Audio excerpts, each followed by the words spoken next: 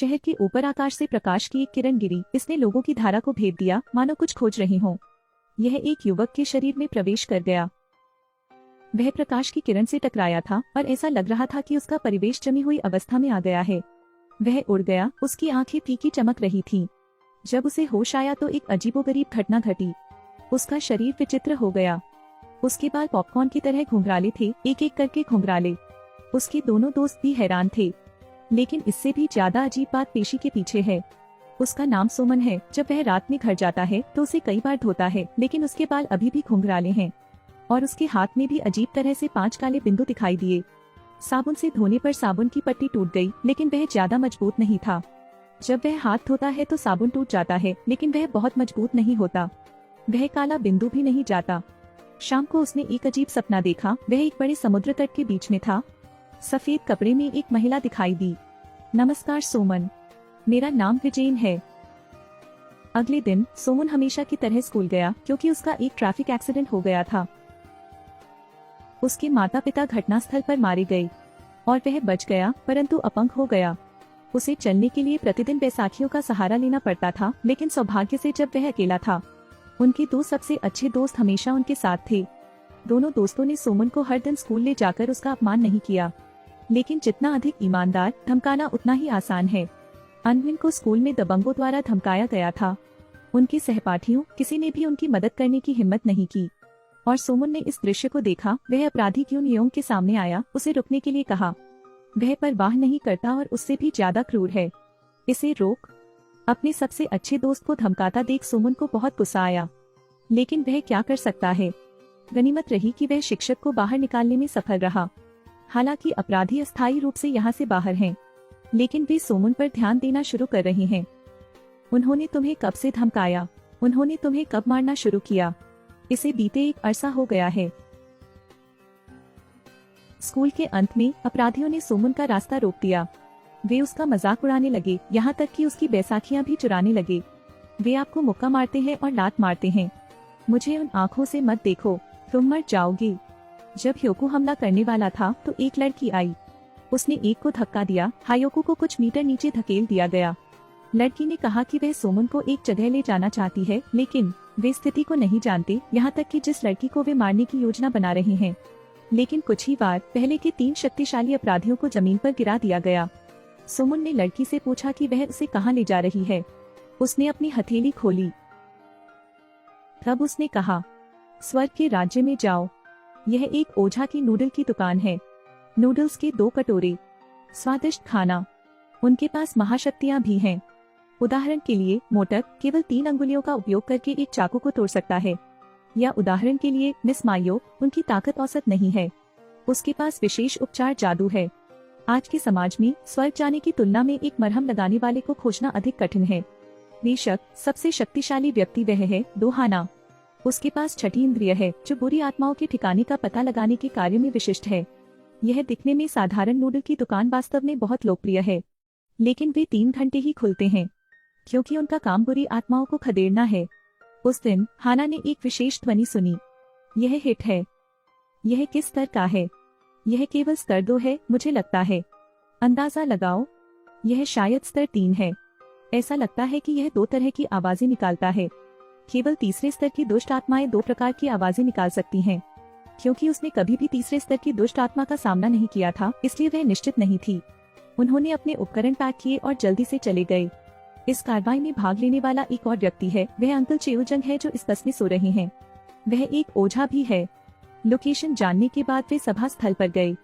आध्यात्मिक क्षेत्र को देखते हुए मिस मायो को बुरा लगा। इससे सिद्ध होता है कि इस बार दुष्टात्मा भयंकर है। और हाना इस तरफ छत पर उस दुष्ट आत्मा से मिला, लेकिन उसने उस पर हमला किया, लेकिन छत पर भाग गया और अगली इमारत में कूद गया। उसने एक तिरस्कारपूर्ण मुस्कान छोड़ी, लेकिन ओझा इतनी आसानी से धमकाया नहीं जाता है। हाना ने भी अगली इमारत की ओर एक कदम छलांग लगाई। वह तीसरे स्तर की दुष्ट आत्मा है।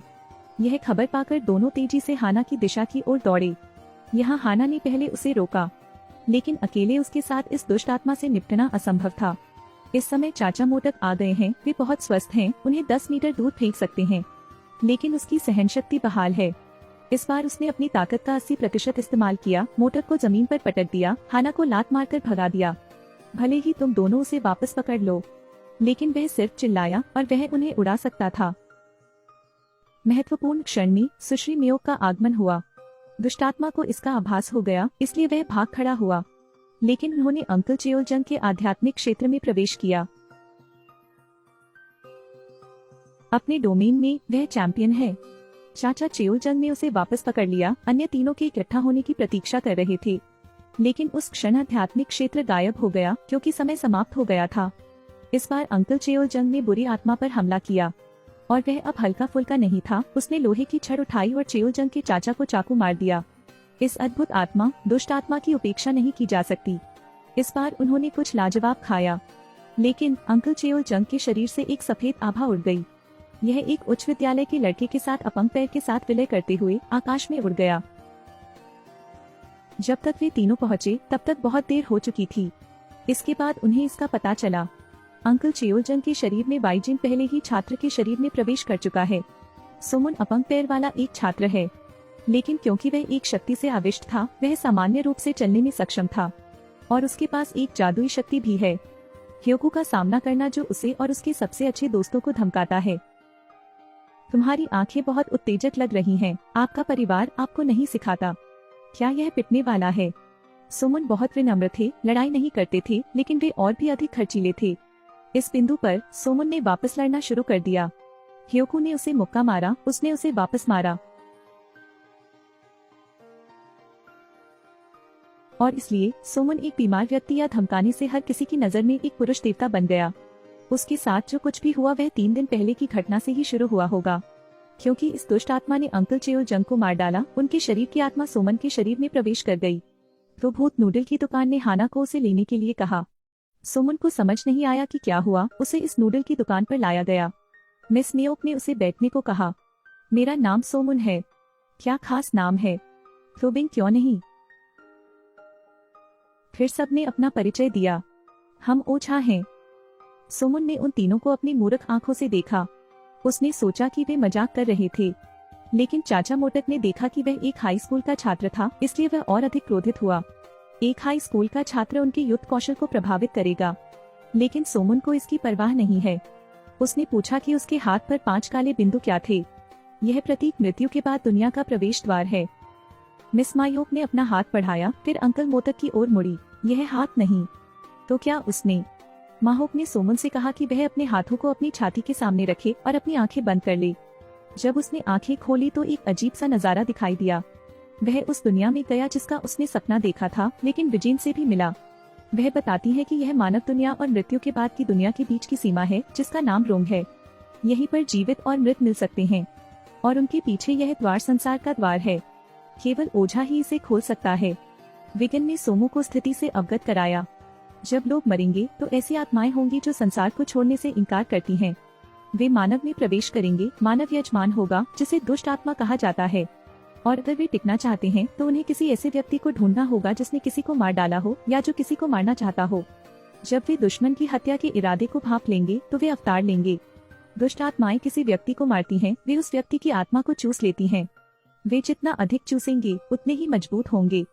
अंततः वे यजमान के शरीर पर अधिकार कर लेंगे।